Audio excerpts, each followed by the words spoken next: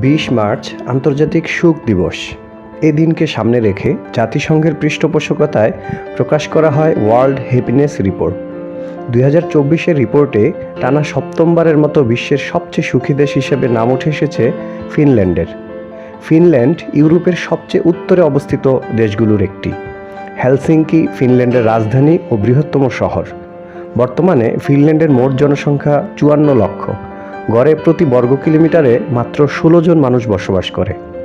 প্রশ্ন হচ্ছে, ফিনল্যান্ডের নাগরিকেরা কেন অন্যান্য দেশের মানুষের চেয়ে বেশি সুখী?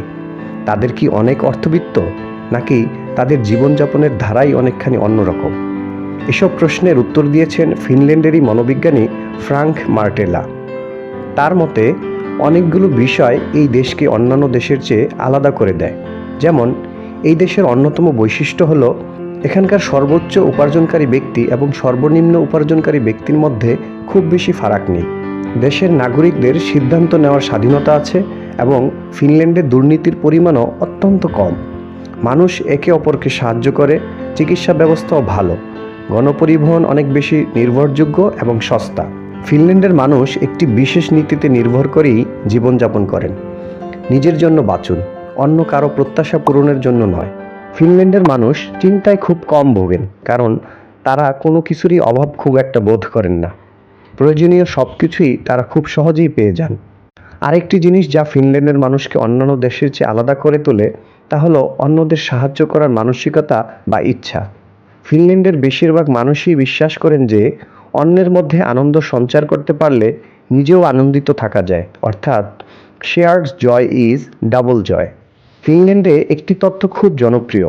এখানকার শিক্ষার্থীরা প্রতিদিন 3 জনকে সাহায্য করার চেষ্টা করে। পোস্টম্যানকে এক গ্লাস পানি দেওয়া হোক, কি বয়স্কদের সঙ্গে বিকেল কাটানো, বা কোনো পর্যটককে তার রাস্তা খুঁজে পেতে সাহায্য করা। এই সহজ সাধারণ সাহায্য করার অভ্যাস এদেরকে অপরিমেয় সুখ এনে দেয়, মনোবলও বাড়ায়। গবেষণায় দেখা গিয়েছে, আপনি যদি আপনার বন্ধু এবং পরিবারের সঙ্গে বেশি সময় কাটান তাহলে আপনিও দীর্ঘজীবী হবেন। তালকুট শব্দটি ফিনল্যান্ডে খুবই জনপ্রিয়।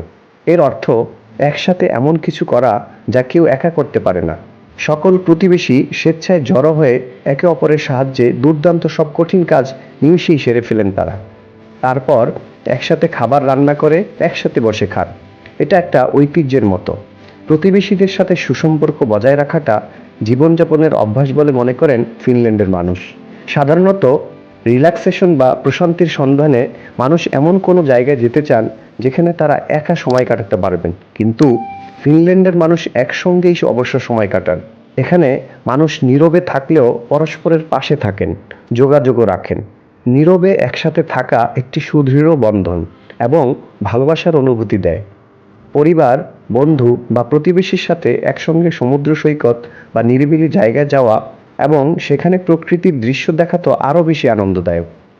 আমরা মাতৃত্বকালীন ছুটির সাথে পরিচিত থাকলেও পিতৃত্বকালীন ছুটি বা প্যাটার্নিটি লিভের সাথে তেমন একটা পরিচিত নই।